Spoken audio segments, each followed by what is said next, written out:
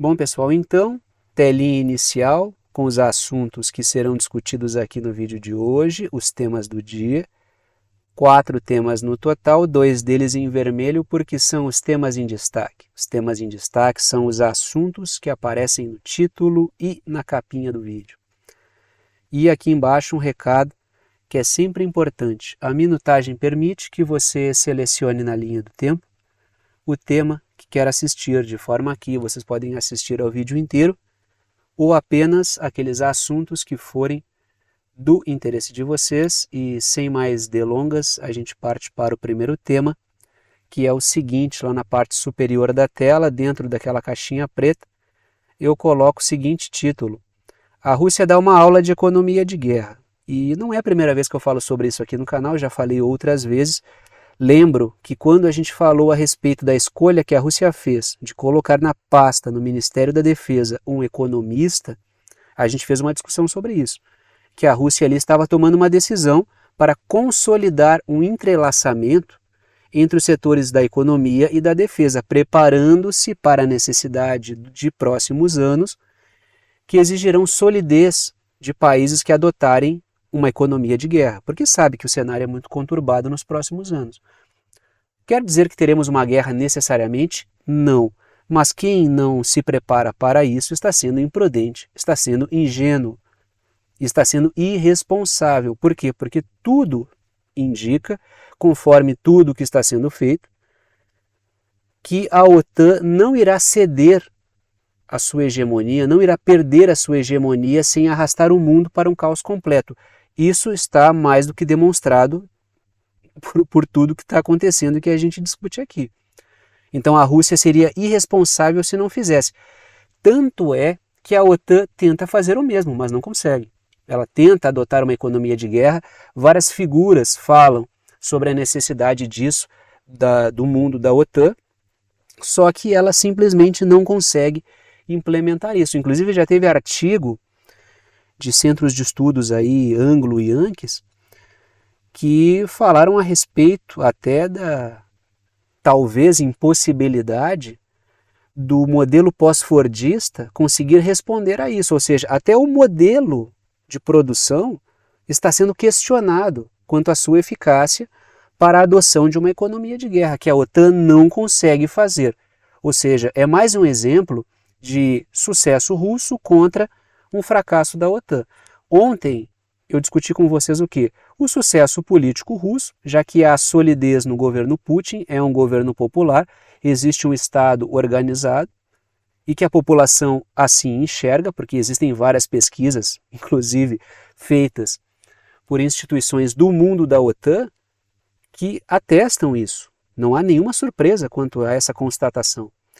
Agora, quando a gente olha o mundo da OTAN, a bolha da OTAN, os governos de países membros da OTAN, foi a discussão que eu fiz ontem.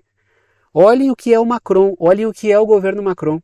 Levar um abraço do Macron no período eleitoral é uma derrota política, porque ele não tem apelo eleitoral. Primeiro que ele já é um produto, só rememorando rapidinho a discussão de ontem, ele já é produto de uma engenharia política, que é aquela coisa: temos que evitar os extremos, temos que fazer um arranjo de centro, aí a esquerda sempre vai para o centro e para evitar a subida da Marine Le Pen. Sempre o mesmo arranjo. Só que isso venceu. Isso aí, o prazo de validade venceu para isso aí. Então há o quê? Um questionamento a respeito da agenda que está sendo seguida, que é a agenda da OTAN. O mesmo acontece nos Estados Unidos. Há um questionamento. Não é apenas sobre a condição física e a idade do Biden. É um dos fatores. Agora, se os Estados Unidos estivessem numa posição forte, o próprio Biden não seria uma questão. O problema é que o Biden, na sua fragilidade, que está muito mais ligada à condição de saúde dele do que à idade, já que o Trump é apenas um pouco mais novo que ele, alguns poucos anos, e não é nada parecido. O problema é que a fragilidade orgânica do Biden espelha a fragilidade dos Estados Unidos e do próprio projeto da OTAN. É aí que está o grande problema.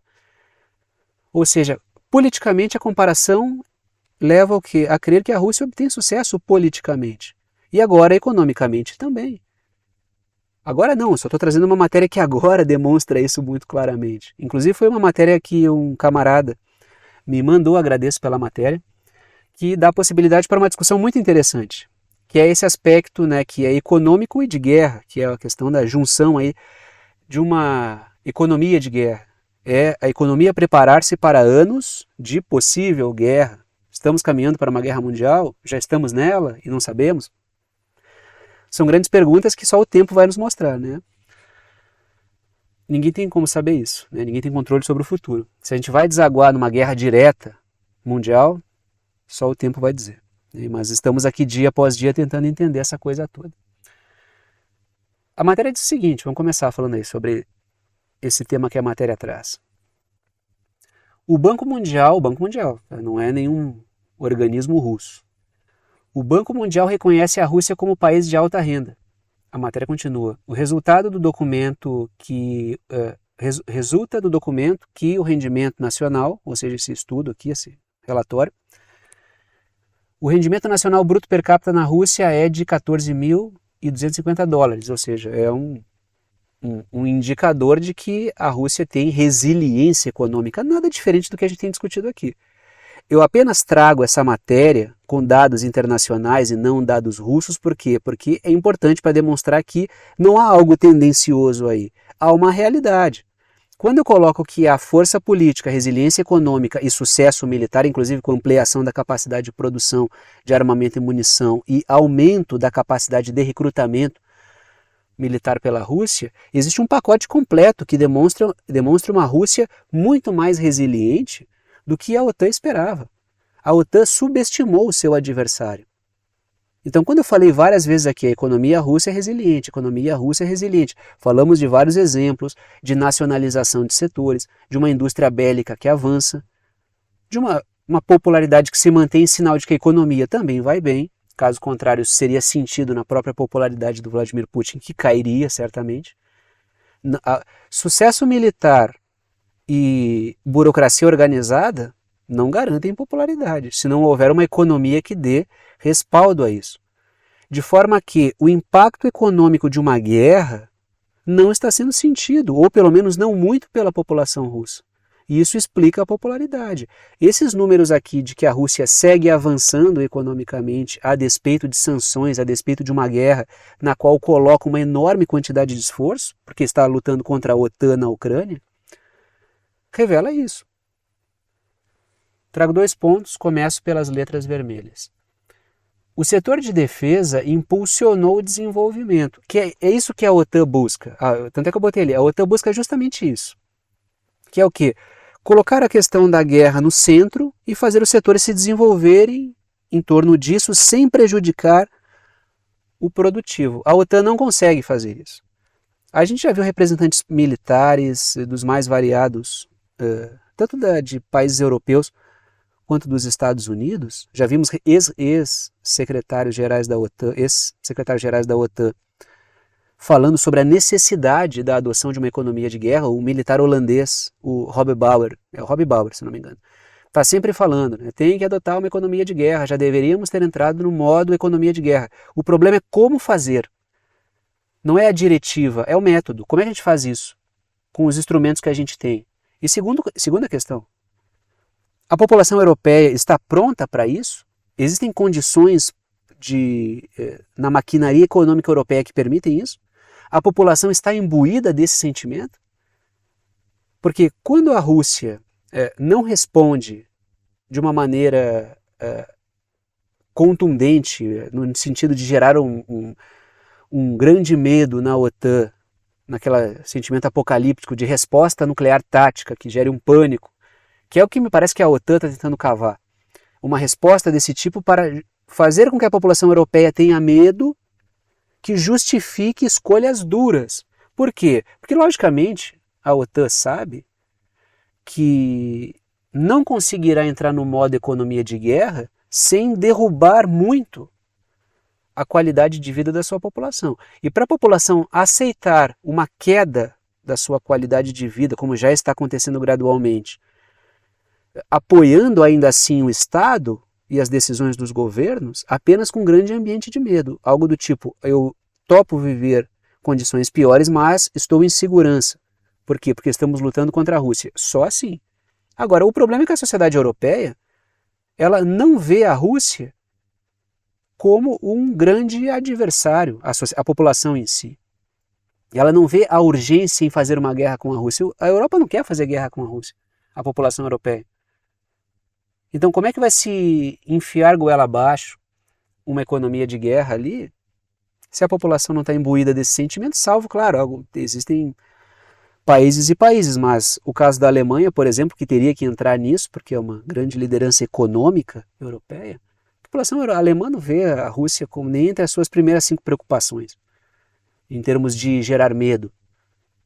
Na Itália, os números são ainda mais. A Itália não está nem entre as primeiras, acho que, não sei nem se está entre as primeiras 10 preocupações. Foram feitas pesquisas. De forma assim que sem essa adesão, primeiro que não se sabe o modelo econômico que será adotado. Segundo, que a população tem que embarcar nisso. A população russa sabe que está numa guerra. E mesmo sabendo que está numa guerra, a economia não está massacrando a população. Isso explica a popularidade. Estamos numa guerra e não estamos pagando um preço muito alto por isso. Como é que a Europa faz algo assim? Letras azuis. Porém, outros setores acompanharam na Rússia, né? Teve o setor de defesa que impulsionou esse desenvolvimento, esse crescimento, essa manutenção, né, das condições econômicas, com avanços, inclusive. Só que outros setores acompanharam. Não foi só o da defesa, não foi só o setor bélico da guerra. Todos os setores produtivos acompanharam isso. Houve o setor do comércio, da construção e das finanças. Ou seja, o setor produtivo seguiu. Por quê? Porque houve uma devida concertação sobre manter uma guerra sem penalizar a sociedade. Se a sociedade é penalizada nesse processo, o que acaba acontecendo? O que acaba acontecendo é que a popularidade cai e estabelecer ali dentro revoluções coloridas, revoltas plantadas de fora para dentro contra o Putin, isso fica facilitado. Então o governo russo se preparou para isso. Primeiro tendo solidez política, construindo mecanismos que detectam com antecedência qualquer sabotagem de fora para dentro, e mantém o povo feliz em termos de economia. A felicidade econômica é um fator importante, muito importante. Muitos povos passam por muitas coisas. Agora, um grande processo de fome generalizada, inflação, perda de poder de compra, isso aí fragiliza qualquer governo, e lógico que a Rússia sabe disso. Um dos aspectos da guerra é esse. Por isso que as sanções foram pesadas, porque era preciso fragilizar a Rússia economicamente, o que acabou não acontecendo. Letras azuis. A exportação de commodities da Rússia, né, por parte da Rússia, e a nacionalização da sua indústria, que ocupou o espaço dos vácuos deixados pelas sanções de setores internacionais que saíram da Rússia por medo de sofrer sanções, são fundamentais. Ou seja, a Rússia nacionalizou a sua indústria e a manutenção da sua exportação de produtos energéticos, de produtos alimentares, de insumos agrícolas, que é uma quantidade muito grande de exportações, manteve a economia. Ela soube conciliar, ocupar espaços, fazer avançar a sua indústria nacional e conciliou com isso a continuidade da exportação de commodities. Se a Europa não quer mais, a gente vira isso e joga para o leste. A gente joga essas vendas, aumenta as conexões com a China, com a Índia, que acabaram utilizando essa energia barata da Rússia para promover o seu próprio crescimento. Aí quando a China cresce e é mais competitiva, vem a Europa e diz, mas a China não pode fazer isso, temos que tributar o produto chinês. Por quê? Porque é difícil competir com eles. Claro que é difícil competir quando tu atira a energia barata pela janela. Como é que vai ser competitivo? Como é que a Alemanha vai manter competitividade se ela rompe relação com um dos fatores principais da sua produção, que é a energia barata? Se os caras atiram o gás barato russo pela janela para pegar gás dos Estados Unidos, gás de xisto caro e que destrói a natureza ainda por cima, para jogar por terra aquele papo de meio ambiente, Como é que a Alemanha vai manter a sua competitividade? Como é que a Europa mantém a sua competitividade nisso? É lógico que a popularidade desses governos da bolha da OTAN vão ficar comprometidos. Então, Rússia, China, Índia, esses países não estão errando muito. Eles estão aproveitando a crise e ocupando espaços.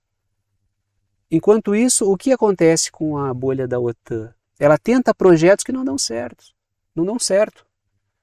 Vamos substituir a energia tradicional por energias renováveis, na busca de tornar-se menos dependente de recursos que não estão mais sob controle da bolha da OTAN. Mas o que acontece? Na tentativa de fazer isso, sofre uma inundação de produtos de energia verde que vem da China. Ou seja, ou eu vou comprar a energia tradicional da Rússia, ou eu vou ter que substituir por aparelhos verdes, né, painéis solares, turbinas eólicas, carros elétricos, que quem está mandando ver é a China.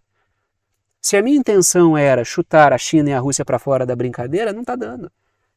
E se eu fizer isso com os dois ao mesmo tempo, a gente volta para a Idade Média aqui. Né?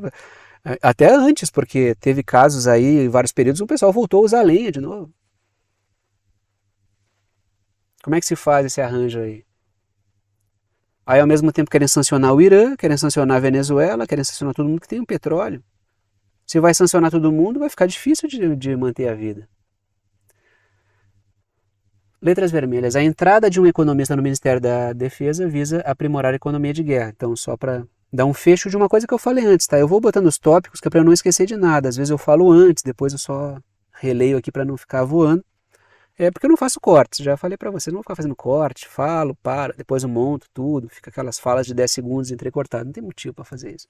Mantenho num tom de conversa, tá? É vídeo, tomada direta, 1 hora, 50 minutos de vídeo, e assim é desde o início e assim continuará sendo até o final. Continuamos nessa temática. Tem a Bielorrússia, mas está emaranhado com a Rússia aí, né? Porque a União Europeia impõe novas sanções contra a Bielorrússia, isso está no pacote. Faz parte de um pacote.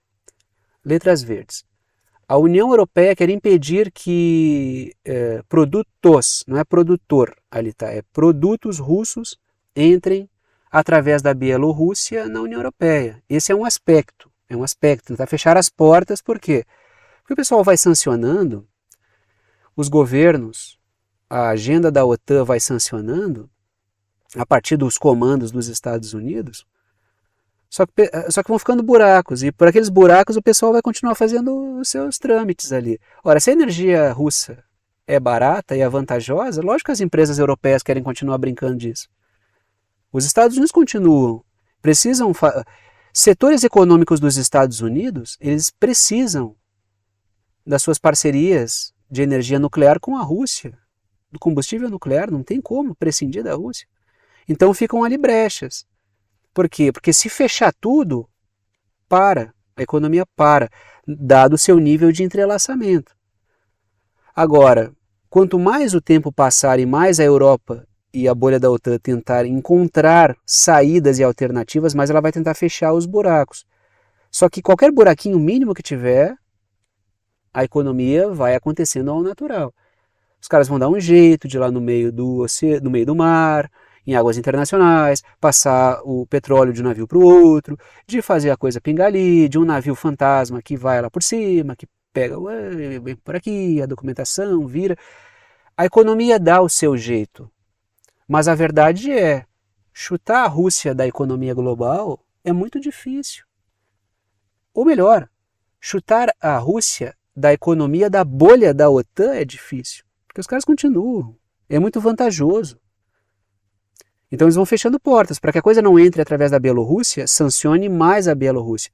Diga-se de passagem, as sanções à Bielorrússia são anteriores até à guerra na Ucrânia. Por quê? Porque a Bielorrússia é um grande exportador de fertilizantes. Como existe um foco aí em gerar uma grande virada de mesa que aumente ainda mais o monopólio de empresas transnacionais britânicas ligadas ao capital britânico estadunidense,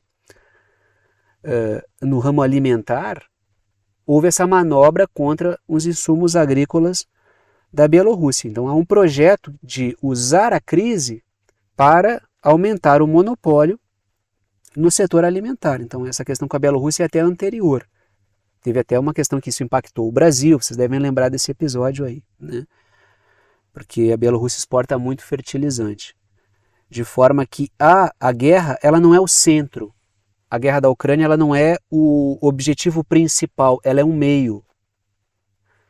A partir da guerra da Ucrânia se faz muita coisa. Se utiliza a guerra na Ucrânia para sanções energéticas, se usa a guerra na Ucrânia para sanções no campo alimentar, para quê? Para que setores financeiros transnacionais ligados aos interesses da OTAN possam ocupar espaços desses mesmos setores, belorussos, russos, chineses. Aí associa-se a China, a Rússia, por causa da guerra, sanciona-se também setores industriais e tecnológicos chineses. A guerra é ensejo para uma outra guerra econômica, a guerra na Ucrânia.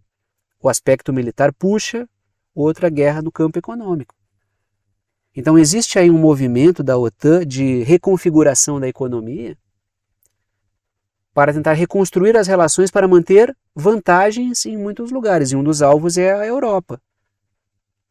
Tentar fazer com que a Europa não compre mais da China, não compre mais da Rússia, para que ela esteja ali submetida aos interesses financeiros britânicos e estadunidenses, a Europa continental.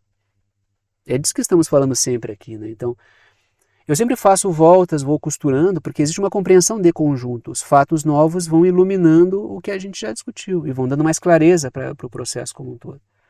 É um canal de um professor, né? Às vezes algumas pessoas caem de paraquedas, eu queria a notícia direta, então vá para um canal de um jornalista. A matéria aqui ela é convidada para dar o quê? A concretude que a discussão precisa. É ela que eu trago para dizer, isso está acontecendo, está noticiado, está aqui a fonte da informação. É um fato, está aqui, Agora vamos fazer uma compreensão sobre isso, vamos entender o processo. Letras azuis. A União Europeia ampliou para 50% as tarifas sobre cereais da Rússia e da Bielorrússia. Isso aconteceu no final de junho. Para abrir mercados para alimentos ucranianos que já estão naquela lógica dos tubarões transnacionais. Tanto é que a gente vê o quê? Reuniões do Zelensky com vários setores financeiros, banqueiros, gestores de ativos dos Estados Unidos. O que eu chamo de setores financeiros britânicos e estadunidenses é porque historicamente são entrelaçados. Tá? Aí é criador e criatura, né? O Reino Unido e os Estados Unidos. Então o que a gente vê é o quê? É uma guerra pelo setor alimentar, que utiliza dos mais variados artifícios. As sanções aos produtos alimentares russos não são só para atrapalhar a economia russa, para que a Rússia perca a guerra. É também para que os setores financeiros ocupem esses espaços e ganhem esses mercados. Tirem os produtos russos e bielorrussos da Europa. Por quê? Porque quem vai ocupar esses espaços são os produtos de empresas de quem esses setores financeiros britânicos e estadunidenses têm ações, é óbvio.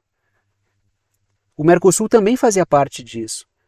Uma grande parte das empresas do Mercosul tem participação desses setores. Então, entram esses produtos lá e até os próprios agricultores europeus estavam na linha de tiro. Vamos falar mais sobre isso. Letras vermelhas. A guerra é usada para bloquear energia, alimentos e insumos russos na Europa. Porque a Europa é uma bolha dos Estados Unidos, que é o que o pessoal chama de cadeias de suprimentos amigáveis. O que é uma cadeia de suprimentos amigável? É comprar e vender apenas de quem tem uma afinidade ideológica. Ou seja, a bolha da OTAN está submetida aos Estados Unidos. Na impossibilidade de manter um controle sobre toda a economia global, os Estados Unidos pelo menos vão manter um amplo controle sobre a economia europeia, da Europa continental. Vai submeter o pessoal ali. Então, para isso é preciso o quê? Quebrar certos setores europeus para que os seus produtos cheguem ali. Eu falei várias vezes que o crescimento econômico dos Estados Unidos ele está alicerçado sobre o que a Europa não cresce. É os Estados Unidos que estão drenando o crescimento econômico europeu. Quando a gente olha no geral o desempenho do norte global, por assim dizer, né? Que seriam os antigos países desenvolvidos, o antigo, mais antigo ainda, primeiro mundo, a gente vê o quê? Um crescimento pífio. Salvo os Estados Unidos, por quê? Porque está roubando o crescimento de outros, mas salva, tirando poucas exceções, um crescimento pequeno. Porque não existem alternativas econômicas. Estão rompendo várias relações ali. Em contraste a isso, o Sul Global apresenta crescimento. Não todos os países, mas lideranças do Sul Global, países centrais do Sul Global, mantêm crescimento. Mantêm ganho, aumento de renda. Por quê? Porque optam por outra receita. A bolha da OTAN está se fechando sobre si mesma. E ali vai haver um grande controle dos Estados Unidos. Os Estados Unidos vão crescer e a Europa vai ficar pagando essa conta. Tanto militarmente quanto economicamente. Letras verdes. Mesmo os agricultores europeus estão sendo deixados na chuva. A gente viu isso acontecer, falei várias vezes aqui. Com menos subsídios e insumos mais caros. Porque não peguemos insumos russos, bielorrussos, não peguemos subsídios dos governos. Por quê? Porque se o governo europeu tem que botar mais dinheiro para o setor de defesa, porque a OTAN exige, e não há crescimento econômico na Europa, vai ter que cortar de algum lugar. Vocês lembram que teve protesto por quê? Porque o corte viria em cima dos agricultores. A gente se livra dos agricultores, corta os subsídios, dirige esse dinheiro para o setor de defesa e a indústria bélica dos Estados Unidos vai encher a burra de dinheiro. E aí a gente faz o quê? A gente compra produtos agrícolas mais baratos de outros lugares. Muitos dos quais, inclusive, de empresas que têm a participação do capital britânico estadunidense. Como empresas ucranianas e muitas empresas do Mercosul. Ou seja, eles ganham por todos os lados. Primeiro, direcionando mais dinheiro europeu para a indústria bélica dos Estados Unidos e segundo, ganhando mais dinheiro na venda de alimentos, ocupando espaços de mercados de agricultores europeus que estão quebrando. Ou seja, os caras vão ganhando por tudo quanto é lado. Quem perde? O povo europeu. Quem fica indignado com a crise? O povo europeu. Aí o pessoal se questiona por quê? Na ausência de uma alternativa sólida contra o projeto da OTAN, o povo acaba votando em setores que falam que vão fazer algo, mas não fazem. Agora, entre um projeto que eu sei que está dando errado, são vários governos ali associados a essa agenda da democracia liberal, como o governo Macron, por exemplo, o governo do Olaf Scholz na Alemanha, e setores que dizem que vão mudar a situação, ainda que não o façam porque aproveitam o cenário de crise. Em que o povo vai votar? O povo está cansado também, né? Xingar a população é a coisa mais fácil. A população, que burra, não sabe votar, está escolhendo errado. Mas quais são as alternativas que oferecem para a população? Essa é a grande questão. Embora o voto possa estar indo para setores que apenas capitalizam sobre o desespero, é preciso fazer essa constatação do desespero e da vontade de mudança da população. Agora, e é preciso apresentar alternativas a isso. Tanto é que na Alemanha apareceu uma esquerda crítica ao projeto da OTAN e começou a tirar votos de quem? Da direita conservadora alemã crítica ao projeto da OTAN. Porque a questão é a ausência, o povo órfão de alternativas. Movimentos organizados que consigam ser polos de aglutinação de força. É isso que falta. Tanto é que eu falei ontem. O que a gente vê na França? A direita conservadora francesa crescendo rápido, a Marine Le Pen, e a esquerda do Mélenchon também. Só que a partir do momento que o Mélenchon der uma guinada costumeira para o colo do Macron, ele perde toda a voltagem. Não sei se ele vai fazer, um camarada até comentou, tomara que não faça, mas eu não sei se ele não vai fazer. Porque é o que tem sido feito. Todas as forças contra Marine Le Pen. Aí o que acontece? Ele cede toda a voltagem, perde, e não é impossível que muitas dessas pessoas irritadas até migrem para Marine Le Pen, que seria o voto de protesto contra isso que está aí. Esse é o grande problema. O povo não sabe votar. Isso é a coisa mais, né? Mas que opções são oferecidas, né? A gente pode pegar cenário internacional até Brasil. A gente fala com as pessoas na rua. Elas votam muito mais porque odeiam o outro lado do que propriamente porque admiram os candidatos em que estão votando. O cara diz, ele se explica todo para dizer, eu votei assim porque eu detesto mais o outro lado. Por quê? Porque é uma saturação. É uma saturação de um regime, de um modelo que as pessoas não veem. É uma democracia representativa que não representa ninguém. Então está aí protesto dos agricultores que aconteceram em vários países da Europa, né, os mais variados países, porque perceberam que iam ser deixados na chuva. Né? Letras azuis. A quebra de agricultores europeus abre mercados para alimentos de empresas com participação anglo-yankee. Menos subsídios para os agricultores europeus, sobra para o orçamento de defesa. Então os caras ganham por todos os lados. Né? E aí, já que estamos falando de... Só para... Aproveitei que eu estava passando pela Bielorrússia.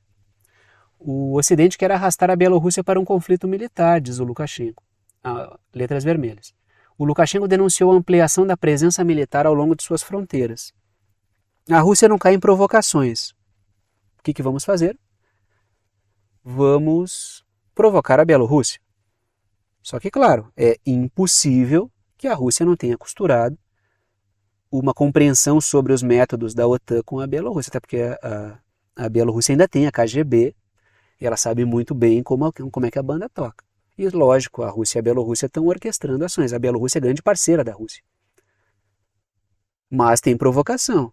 Se a Rússia não vai escorregar e vai continuar patrolando a gente como está, sem cair em provocações, sem gerar aquele ambiente de medo necessário na Europa para enfiar uma economia de guerra goela abaixo, a gente vai na Bielorrússia e vamos ver se ela cai na provocação. E o Lukashenko está denunciando isso aí. Letras verdes. A Rússia instalou armas nucleares na Bielorrússia para reduzir o assédio, evitando que puxassem ela para dentro a partir da Bielorrússia. Lembrando que a Bielorrússia teve um episódio de recente revolução colorida, né, alguns anos atrás, quando tentou se derrubar o Lukashenko depois das eleições. Só que, claro, né, o Lukashenko é um cara experimentado. Ele estava cometendo um certo erro de se afastar da órbita da Rússia, abrir-se muito para conversas com a OTAN, com a União Europeia, só que essa tentativa fez com que ele voltasse. Opa, estou conversando com gente que não deve. Está aí o Lukashenko, foto dele. Está aí a Rússia pintada de verde, Bielorrússia pintada de laranja e em amarelo os países que podem provocar a Bielorrússia. Né? Uma grande fronteira com a Ucrânia, uma grande fronteira com a Polônia e né, uma fronteira ali com a Lituânia e uma fronteira com a Letônia. Né? Polônia, Lituânia e Letônia são membros da OTAN. A Ucrânia não é, mas a Ucrânia é uma ferramenta da OTAN. Né? Já que estamos na região, continuamos. Né? Os Estados Unidos na fronteira com a Rússia. Trago a seguinte matéria. A Finlândia aprova um tratado de defesa com os Estados Unidos. O que diz esse tratado de defesa? Está aí a Finlândia pintada de amarelo. É o penúltimo país mais recente a entrar na OTAN. O mais recente é a Suécia, que inclusive está aí vizinha da Finlândia ali, né? Suéden ali no mapa. Letras vermelhas e a Rússia pintada de verde. Está ali a fronteira gigantesca entre ambas. Né? Os Estados Unidos terão acesso a 15 bases no país, inclusive a uma que fica a 30 quilômetros da Rússia. Isso para quê? Para criar foco de tensão. O que a OTAN espera? Uma resposta. Os Estados Unidos esperam uma resposta contundente da Rússia para gerar mais medo. Um ataque nuclear tático seria o paraíso para a OTAN, porque aí traz toda aquela questão no medo de uma guerra nuclear, medo de apocalipse nuclear, que foi pauta, e aí foi pauta ao longo de toda a Guerra Fria, e isso criou toda uma cultura cinematográfica, musical, literária, em torno do medo da guerra nuclear, que está no imaginário. Para muita gente é memória, para muitos é história. Para mim, eu nasci em 1986, não tenho memória da Guerra Fria, por exemplo. Né? Sou uma figura, minha memória é de pós-Guerra Fria, então eu não tenho na minha cabeça esse medo de uma guerra nuclear, mas muita gente viveu isso. É memória para muita gente. Então isso gera medo.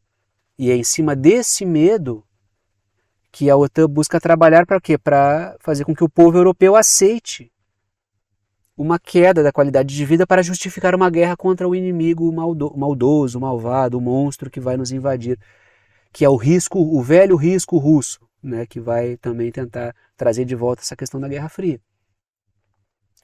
Então, as provocações vão ser cada vez maiores. Cada vez maiores.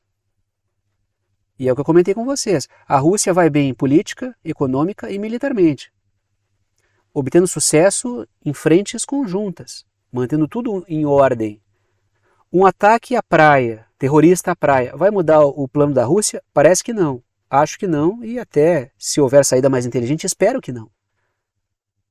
Não vai cair em provocação. Ela vai fazer o jogo, como está dando certo.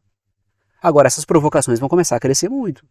E aí, num dado momento, a Rússia vai acabar respondendo, ou não sei, né? Pode ser que evite isso, e aí vai gerar um medo, e isso vai fazer com que a OTAN possa ainda mais justificar o controle sobre a Europa. Letras azuis. Os Estados Unidos ganharam muitos quilômetros de fronteira para tensionar com a Rússia a partir da Finlândia. Senhora de uma fronteira ali, né? Letras azuis. A Finlândia é fundamental, assim como a Suécia, para a questão da geopolítica do Báltico e do Ártico, né? O Báltico é aquele mar ali que separa a Suécia e a Finlândia, tá ali, né? Está ao norte da Polônia. Tem uma questão importante ali, já discuti várias vezes a questão do Báltico. E é sempre uma provocação diferente. Por exemplo, estava lendo ontem uma matéria que a Estônia, que é um país báltico ali, fica ao norte da Letônia, é um dos 3 países muito expostos ali, está desenterrando heróis da Segunda Guerra Mundial, soviéticos, e enterrando anonimamente russos que lutaram, entendeu? Para que isso? Para provocar a Rússia, logicamente, né? Uma provocação barata, baixo nível, para quê? Para tensionar com a Rússia. Ou seja, o drone terrorista, drone não, né? O míssil terrorista na praia vai ser frequente. Provocação de baixo nível vai ser frequente, porque o jogo da OTAN é baixo, é jogo rasteiro, é gente criminosa. E o Báltico é um possível novo fronte de tensão, né? Assim como o Ártico ali existe toda uma situação de preparação, de aumento da militarização por parte da OTAN no Ártico, existe uma enorme superfície de contato ali também. Mais uma matéria, Rússia alerta Israel sobre mísseis na Ucrânia, mais uma imposição de crise, né? Rússia e Israel têm ótimas relações, eu sempre peço que não vejam a coisa como o clube do Bolinha. A Rússia é adversária dos Estados Unidos. Israel é aliado dos Estados Unidos, né? Eu nem sei onde começa, onde termina outro, né? Isso significa automaticamente que Israel é inimigo da Rússia? Não. Essas coisas nunca devem ser feitas. Cada contexto deve ser pensado dentro da sua peculiaridade, dentro das suas relações intrínsecas. A relação de Israel com a Rússia é uma, a relação da Rússia com os Estados Unidos são outras, e assim por diante. A Rússia tem ótimas relações históricas com Israel, tem uma enorme comunidade russa em Israel, que vive em Israel, tem uma grande comunidade judaica na Rússia, tem setores econômicos sionistas na Rússia, de forma que ambos trabalham o máximo possível para que seus caminhos não se cruzem. O que eu botei nas letras verdes ali? Ó? O intuito é estragar as boas relações históricas que Israel tem com a Rússia, que não cruzam o caminho do outro. Quando é atrito direto, eles não entram. Na questão de Gaza, na questão da Síria, na questão do Iraque, na questão da... A Rússia não vai se envolver quando colidir com Israel. A Rússia atuou contra os Estados Unidos, contra o terrorismo na Síria, mas não atua quando cruza com Israel. A Rússia é aliada do Irã, sim, mas a questão entre Irã e Israel é uma questão entre Irã e Israel. A Rússia não vai se envolver com isso. É até um importante interlocutor para um processo de paz, já que conversa com ambos. Israel não se envolveu até o momento diretamente na guerra da Ucrânia. Por quê? Porque tem boas relações com a Rússia. Então essa é a questão. Né? A Rússia é amiga de Israel, apoia Israel em tudo, não. Tem suas críticas, mas ambos não deixam o caminho cruzar. A Rússia é uma grande inimiga de Israel, porque tem gente que tem que fazer assim, ó, pro cara, eu tenho que dizer que a Rússia é amiga de Israel ou que é inimiga de Israel para manter uma polarização que não entende nada de nada. Não, não é assim. Agora, por que Israel enviaria seus sistemas de defesa para a Ucrânia sob pressão e sob negociação dos Estados Unidos, em troca de algo que os Estados Unidos estão oferecendo no momento de crise para Israel? Crise existencial, inclusive. É muito possível. Porque Israel está plantando, aquela coisa, está semeando vento, né? Então, pode acabar colhendo tempestade aí no meio desse processo. Letras vermelhas. Os Estados Unidos podem estar negociando o apoio de Israel à Ucrânia em troca de um apoio dos Estados Unidos a Israel contra o Líbano. Porque sem os Estados Unidos, Israel não tem condições de enfrentar o Hezbollah. Enquanto mantém um fronte em Gaza. E já teve perda em Gaza. Então até desestruturou Israel isso aí. Israel pode se ver dentro de uma situação de ter que optar. Aí os Estados Unidos jogam o seu xadrez. E aí... Só que daí Israel vai perder um grande aliado. Né? País com que é a Rússia. E aí, cara, tu muda muito a situação do xadrez do Oriente Médio com algum rompimento entre Rússia e Israel. Muita coisa muda ali, né? Não sei como é que fica a Síria daí, né? A outra coisa muda bastante. A Rússia disse que vai retalhar se houver algo do tipo. E aí, já que estamos falando de Israel, vamos lá, né? Setor israelense ameaça com um ataque nuclear. Israel nunca deixa muito claro se tem armamento nuclear ou não, mas tem. O fato é que tem. Só que nunca deixa claro. Então, eles não dizem assim, vamos promover um ataque nuclear. Olha o que a matéria diz. O oficial israelense ameaça usar uma arma do juízo final se surgir uma ameaça existencial. Sempre numa levada muito mística, numa levada muito... com um tom religioso, com um tom profético, né? Aquela coisa de povo escolhido numa terra prometida.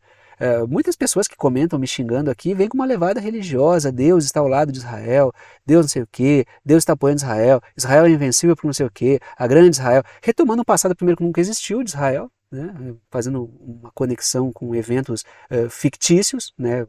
Muitas das coisas religiosas são fictícias, ficções completas, e também porque tem um grande trabalho no Brasil de lavagem cerebral em igrejas neopentecostais que vendem Israel como uma espécie de adoração ao Estado de Israel, até porque tem uma conexão entre esses setores protestantes nos Estados Unidos, né, esses setores neopentecostais no Brasil e o sionismo. Então tem um grande intercurso aí de influências que produzem uma população que tem o seu cérebro lavado por uma propaganda sionista. Que muitas vezes parece mais sionismo do que cristianismo. Ali, para muitos casos de igrejas neopentecostais, Jesus Cristo parece ser só mais um logotipo e não propriamente um exemplo a ser seguido.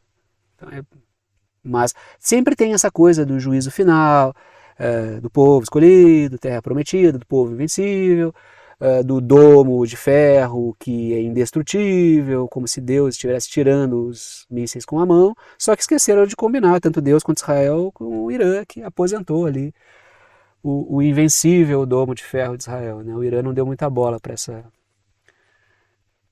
esse misticismo todo e no sábado à noite resolveu aposentar o domo de ferro. Né? Letras azuis. Ele também disse Opa, eu acho que eu até saltei aqui, né? Não, estou saltando etapas. Letras vermelhas. Eu circulei ali entre Israel e o Líbano o fronte de tensão, mais ao norte ali, e mais ao sul eu circulei a faixa de Gaza. O aplicativo mudou, ontem um camarada até comentou. E o aplicativo ali também ocupou a faixa de Gaza indevidamente. Pois é, né? Era para estar bem laranjinha ali, né? Mas ficou muito pequena, né? A linha ali ficou muito grossa, a linha preta ali, né? De divisória. Mas aquilo circulado em vermelho mais ao sul, ali, é a faixa de Gaza, né? Letras vermelhas, que são os dois focos de tensão, faixa de Gaza e contato Líbano-Israel, ali, sul do Líbano. Né? Letras vermelhas, um representante da indústria de aviação israelense foi quem levantou a hipótese de uma resposta nuclear, que seria a arma do juízo final, caso exista um risco existencial para Israel. Porque Israel está colhendo problemas, né? Em grande quantidade. Está provocando todo o entorno. Israel é atacado por todos os lados. Israel provocou todos os lados. Quando tu tem um projeto expansionista para ocupar vários lados diferentes, esses lados vão responder. O grande cinismo sionista é não querer que ninguém responda. Eles querem invadir tudo, invadem a faixa de Gaza, ocupam a Cisjordânia de maneira criminosa, desenham até o projeto de ocupação do sul do Líbano. E tem mais gente aí no meio, tá? Tem mais país que vai perder território com o tempo, se não fizer nada. Aí quando os países, os povos respondem, todo mundo é contra Israel, todo mundo persegue os sionistas. É cinismo isso aí, né? É o cinismo e o sionismo, né? Letras azuis. Ele diz que pode ser uma solução se Israel for atacado por vários grupos regionais. Lembrando que, letras azuis, ele também disse que... Não, letras vermelhas ali, ó. Lembrando que o Irã disse que um ataque ao Líbano pode disparar a resposta de vários grupos regionais contra Israel. E o Irã vai dar suporte. Não vai entrar direto? Acho que nem precisa. Até porque Israel está se acabando, só no Hamas já está dando problema. Nem entrou no Hezbollah e já está pedindo arrego para os Estados Unidos. Quando houver um ataque conjunto, Israel não segura a onda. Aí vai responder com ataque nuclear tático?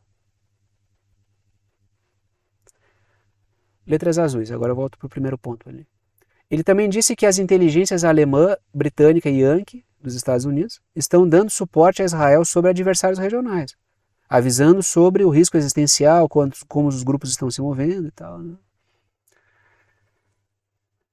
Mais uma matéria, olha aí, ó. Israel iniciará uma ofensiva no Líbano no final de julho, diz um relatório. Será que é? Ou será que é blefe para tentar controlar a situação, para o Hezbollah recuar, né? A matéria continua. Fontes diplomáticas dizem que a incursão das forças de defesa de Israel no Líbano começará a menos, e aí que está o fator de dissuasão, a menos que o Hezbollah cesse o seu fogo no norte de Israel. Letras verdes. O Hezbollah disse que só irá parar os ataques ao norte de Israel quando o massacre em Gaza acabar. É uma situação emaranhada, né? Temos aí um impasse, né? Que Israel criou toda essa maluquice aí regional, né? Letras azuis. O Hezbollah sabe que se recuar é provável que Israel ocupe o sul do Líbano. E essa é a linguagem. A gente já falou, né? O Fatah, a autoridade palestina, optou pela via do diálogo e governa a Cisjordânia. Vamos lá. Para quem não está ligado, é sempre importante o mapa, né? Aquela área laranja maior ali é a Cisjordânia, governada pelo Fatah, pela autoridade palestina. A área menor laranja, que mal dá para ver o laranja, que está circulada ali, mais ao sul, é a faixa de Gaza, governada pelo Hamas. O Fatah optou pela via do diálogo com Israel. Isso impede que Israel invada? Não. Então o Hezbollah sabe que se recuar é provável que Israel ocupe o sul do Líbano. Israel entende a linguagem da força, porque é só essa que ele utiliza. Setores de colonos já planejam invadir e ocupar o sul do Líbano. Isso é projeto histórico. Então não acho que o Hezbollah vai acreditar em boas intenções de Israel, e nem deveria. A história autoriza todo mundo a desconfiar do que Israel faz. Mais uma matéria. O ministro das Finanças de Israel, que é o Bezalel Smotrich, ameaça construir novos assentamentos para cada país que reconheça a Palestina. É uma desculpa, porque já estão acontecendo esses assentamentos. Então, cada país que apoiar a Palestina, ele vai criar uma nova colônia e um novo assentamento. A matéria continua. O Smotrich promete tirar o Estado palestino da agenda criando fatos no terreno, ou seja, ele está dizendo que ele vai apagar os palestinos, vai riscar os palestinos do mapa. Letras vermelhas. O Smotrich está usando desculpas para legalizar a ocupação criminosa na Cisjordânia, que tem o governo que optou pela via do diálogo. Adiantou para o Fatah, a autoridade palestina? Fez alguma diferença? Diga-se de passagem, antes das operações do Hamas, no 7 de outubro, a Cisjordânia vinha sendo muito mais agredida do que a faixa de Gaza. A faixa de Gaza vive um horror sempre, mas eu digo em termos de invasão e ocupação progressivas. De forma que, se não botar a arma em cima da mesa, Israel não vai parar. Não para. Porque é projeto histórico. É expulsar os palestinos e os que não saírem vão ser mortos. São décadas que é assim, não é de agora isso. Para dizer que não é isso é desconhecer a história de Israel. E claro, só ouvir lá o que o pessoal está dizendo na igreja, né? É grande Israel, essas bobagens. Depois o pessoal vem aqui comentar que Deus está protegendo Israel. Que Deus é esse, né? Protege Israel, que Deus é esse?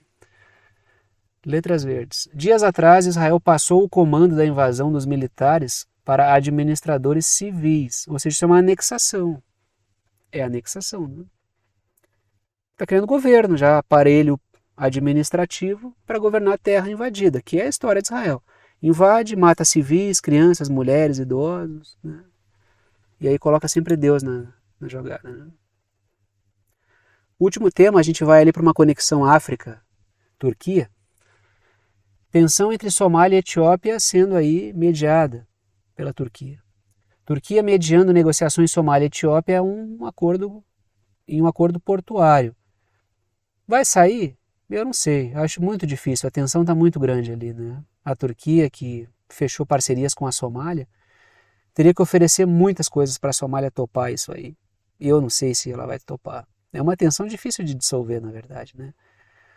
Vamos rememorar rapidinho. Letras vermelhas.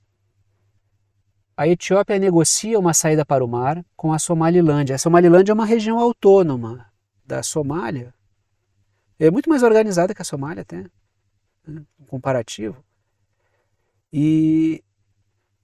Só que a Etiópia, em troca, né, dessa saída para o mar, eu fiz até uma setinha ali, né, uma conexão da Etiópia com a Somalilândia para o mar, que a Etiópia não tem saída para o mar, né?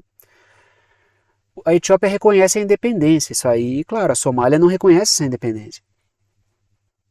Aí isso seria, é isso que está gerando um problema. Letras azuis, a Somália ameaça uma intervenção mais dura para impedir a negociação, né? Uma guerra. Pode gerar uma guerra isso, né? Porque seria o que a Etiópia estimulando separatismo na Somália. Só que aí que tá, né? Tanto a Etiópia vive problemas com grupos rebeldes internos ali, quanto a Somália também tem, né? A Somália ali tem grupo terrorista atuando ali dentro, grupos rebeldes, né? Só que a Etiópia tem mais estrutura, né? Ao meu ver, assim, em termos de coesão política, tal, a Somália vive uma situação muito complicada. Teria que ver como é que sairia. Seria uma bagunça completa para os dois, né? A Etiópia agora é BRICS, tá? Lembrando sempre, né? Letras azuis. Semanas atrás, a Turquia selou um pacto de defesa com a Somália, enquanto a França aproximou-se da Etiópia, que é membro dos BRICS, para fazer acordos de defesa. Lembrando, tanto a Turquia quanto a França são membros da OTAN. A Turquia é daquele jeito dela, mas é membro da OTAN. Vamos ver como é que essa situação vai progredir aí, né? E aí fechamos, ainda no continente africano, porque os Estados Unidos buscou um acordo de minas de cobalto, eu complemento ali, né? Minas de cobalto na República Democrática do Congo, para uma comerciante suíça, que é a empresa Mercúria. Por que ela fez isso? Letras vermelhas. O objetivo dos Estados Unidos era impedir o acesso da China às minas na República Democrática do Congo, que também tem lítio. Então, assim, cobalto, lítio, recursos minerais fundamentais. E quando tem um contexto de quarta revolução industrial, que é essa revolução tecnológica, de substituição de forma de produção de energia, de carros elétricos, de alta computação, de drones, de inteligência artificial, de supercomputadores. Assim, letras verdes. Para que possa manter a sua bolha em um contexto de desglobalização, a OTAN precisa de recursos. Porque muitos países do sul global não querem mais relações desvantajosas. O cara tem minério, quer ter sua indústria para agregar valor a esse produto que exporta. Então, o sul global tornou-se mais difícil de explorar. Então, isso vai reduzindo a base de influência da OTAN, dos interesses financeiros britânicos e estadunidenses. Então, se a bolha da OTAN, nesse processo de desglobalização, porque vocês percebam que não tem mais aquela coisa, os caras estão chutando China e Rússia para fora dos seus mercados. Isso está gerando uma fragmentação do mundo em bolhas. Ou pelo menos a OTAN já está fechada numa bolha. Só que para ela se fechar numa bolha precisa de recurso. Como é que se faz aí? O desespero da OTAN é esse. Para se fechar em bolha tem que ter recurso lá dentro. Mas ninguém está liberando recurso assim de graça. Aquela coisa, não tem mais bobo no futebol. Tá difícil. A China está oferecendo vantagens nas negociações. Vai lá, escola, hospital, uma parcela maior do dinheiro fica com o país e não dá mais para... A OTAN gosta de processo colonialista. Só que não está colando. E aí? Vai ter que chegar no sapatinho ali, né? Olha, a vida da OTAN é difícil e ainda bem. Né? Vocês sabem que o futuro que eu espero é um futuro com a OTAN completamente destruída. Né? Vocês sabem que é um canal anti-OTAN. Tá aí a República Democrática do Congo. É um futuro maravilhoso sem a OTAN, mas temos um grande caminho pela frente ainda. Né? Um novo conjunto de relações, pode aparecer alguma outra força que vá se propor hegemônica? Pode, mas esse é um outro problema. O problema de agora, do momento, quem interfere na política do meu país a partir de intromissões externas, ao longo da história, é essa maldição estadunidense e esses interesses aí que a OTAN representa. O problema de depois é o problema de depois. Tá? Se houver. Por isso que muita gente antecipa problemas para defender a OTAN de um viés, assim, nenhum nem outro, eu sou... Fique para cima da gente com essa conversa. Aí eu chego no momento final do vídeo, no momento de passar o chapéu, pedir o apoio financeiro para aqueles que gostam, querem e podem apoiar o canal, para aqueles que veem que o canal é importante para a formação da sua compreensão sobre temas internacionais e geopolíticos. Sempre comento com vocês que apenas os anúncios e propagandas que aparecem durante o vídeo não garantem a existência do canal. Se eu fosse depender apenas da receita das propagandas, ficaria difícil manter esse trabalho com o nível de dedicação que ele exige. De forma que o que mantém o canal efetivamente é o apoio financeiro dado por alguns de vocês, apoio pelo qual eu sou imensamente grato pela confiança no trabalho. 3 formas de apoio não estão em ordem de importância, todas as 3 são bem-vindas. Coloco 3 para que vocês optem por uma delas, aquela que for mais prática para vocês. Seja lá que maneira vocês escolham para apoiar, vocês apoiam com o valor que vocês quiserem. É uma ajuda solidária, ajuda quem pode, ajuda quem quer e ajuda com quanto quiser, e o conteúdo fica aberto para todo mundo, porque o que mantém o canal realmente é o apoio financeiro dado por alguns de vocês. E que, repito, agradeço sempre. Primeira forma de apoio, por boleto bancário ou cartão de crédito pela plataforma Apoia-se, está o endereço, o link, o site do Apoia-se, que é uma plataforma de apoio virtual. Segunda forma de apoio é pelo Pix, está aí a chave Pix, que é uma chave de e-mail. Tem gente que usa o número do celular, número do CPF, número do CNPJ como chave Pix. Eu uso um e-mail. Se vocês digitarem, escreverem lá na chave Pix, pixverdadeconcreta@gmail.com, vai aparecer o meu nome, que é Thiago, e vocês podem fazer a doação com o valor que vocês quiserem. Terceira forma de apoio é pelo botão Seja Membro, que fica embaixo do vídeo. Vocês apoiam aqui direto pelo YouTube, né, pelo Seja Membro. Tem várias faixas de valor, vocês escolhem aquela que estiver dentro daquilo que vocês quiserem apoiar. Repito, as 3 formas são bem-vindas e repito também, agradeço aos que apoiam pela confiança no trabalho. Vou parando por aqui e tchau para vocês.